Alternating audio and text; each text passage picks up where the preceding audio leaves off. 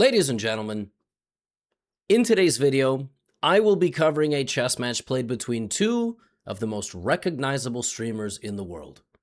The first is IShowSpeed.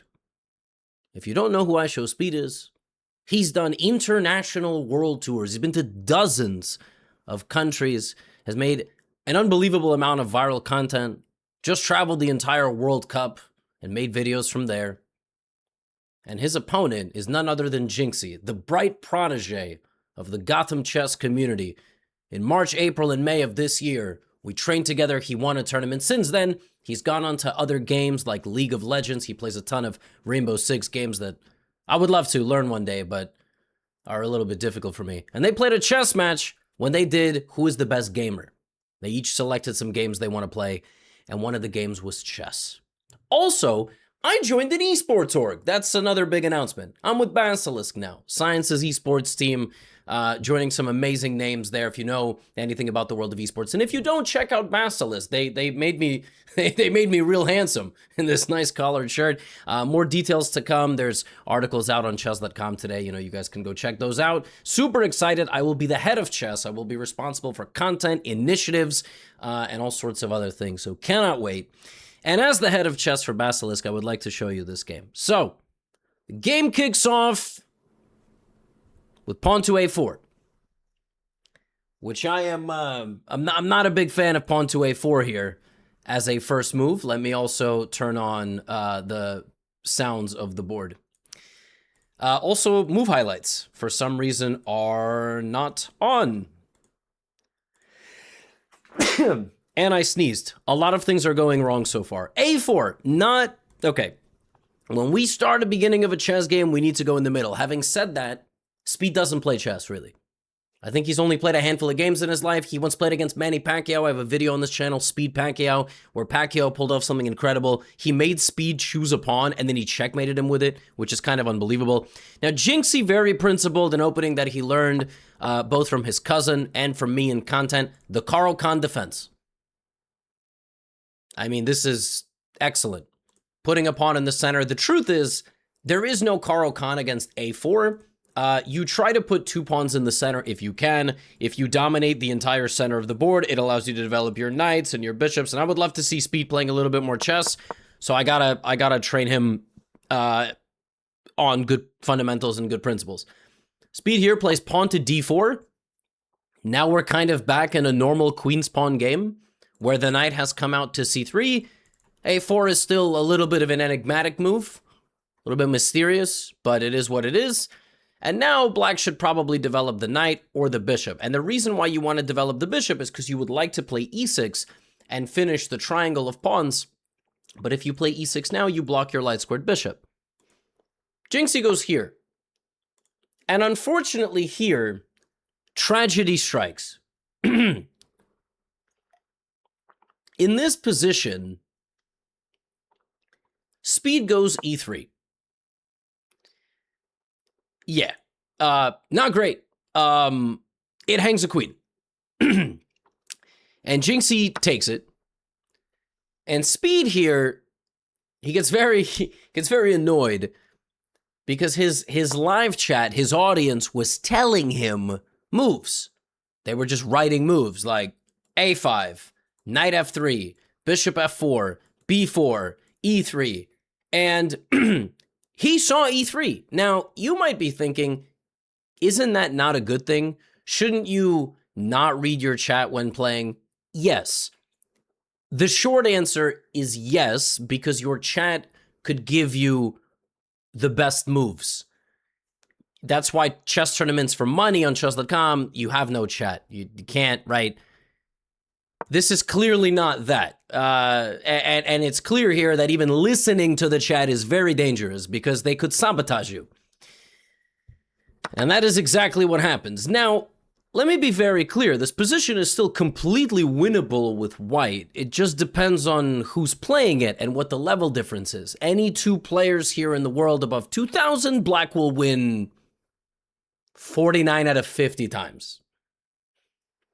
One game, you might make a draw or lose. And obviously, the time constraint, if you're playing a 1-minute game, this is still very losable for black. Totally losable. And JYNXZI goes e6, super principled. He's gonna get his knight out, his bishop, his other knight. When you're up a queen for a bishop, you want to make trades. Trade pawns, trade knights, trade bishops. Speed goes f3.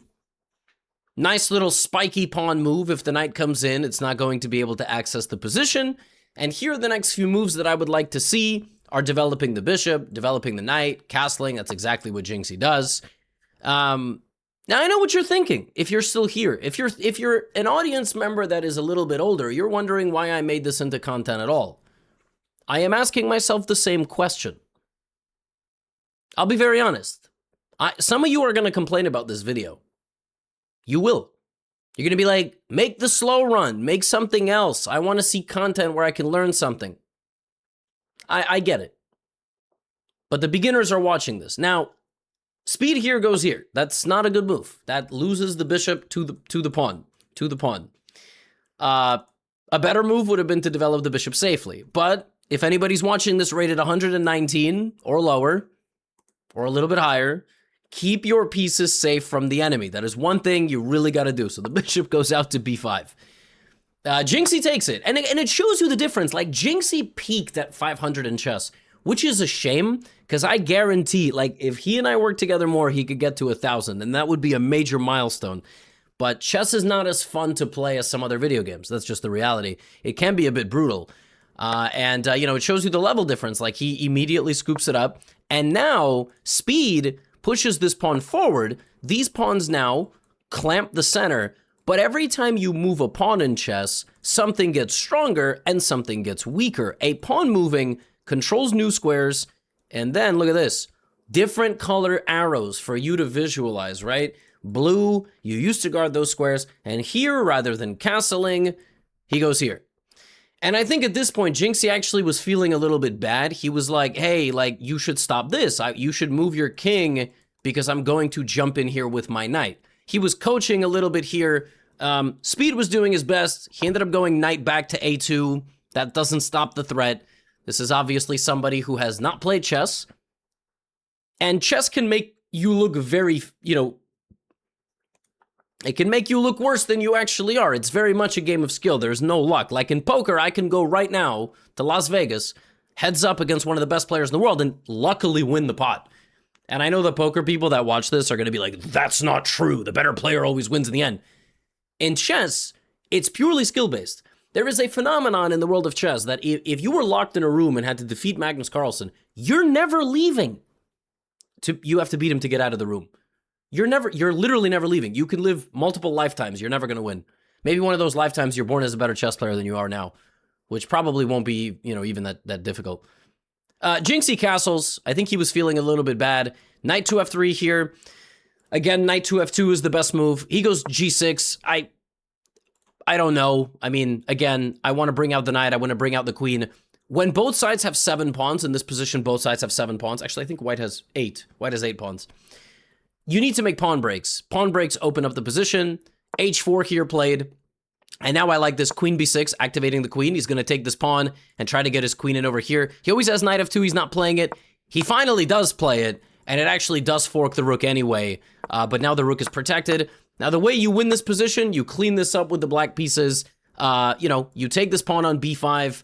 You get in here with the queen. You just absolutely obliterate everything in the position. Or you bring the knight and the bishop as well. Right, you put this rook on the open file. You can send this to an endgame where you simply trade the bishop, and then you trade the knight, and then you trade the rook, and then obviously you win. Or you can win this game by checkmate. Now, this is a very brave move from Speed, but it's unfortunately not going to work. He runs the king into the position. King c3 does not work. The best move now is queen e2, which is a very nice move. Queen e2 doesn't just attack the knight. It's not attacking the pawn. It is attacking the knight. What it does is it prevents the king from ever going back. That's the most important thing.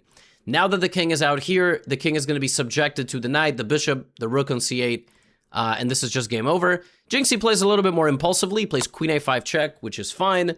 The king goes to d3, and now he plays a very professional move. Top move of the computer, brings the rook to the open file. This is an amazing move, good for understanding how to convert a winning position. Speed continues to run the king around king e2. He stops protecting the pawn on c2 with that move. JYNXZI spots it instantly, and I think at this point he was like, all right, I'm gonna just win this game. But JYNXZI, even months ago, had a blind spot for king captures. He forgets that kings can actually participate offensively. He could take this. Maybe he let it go. You guys would know. You probably watched the game live. Knight to d7 was the move. He forgets that the rook, I mean, it's a full rook. You lose the rook, and Speed actually takes it. Unfortunately, Speed doesn't have a lot of time remaining. He can't really mount a comeback, and JYNXZI replaces the rook, and Knight c3 is a very creative idea. It actually attacks the queen, and if you don't pay attention with black, you're gonna straight up lose the queen. Unfortunately, now you've lost this piece, and a queen and a rook together are just going to dominate a knight and a bishop every single time. Speed's trying his best. He goes pawn up to b3, but that opens up the vision of the queen. It's actually even better to play rook takes c3. I'm having a funny bug in this position. I would like to show it to you if it's possible. The mate evaluation is showing up for white. Do you see that? Do you get? I'm extending the screen. It says M5, but it's for white.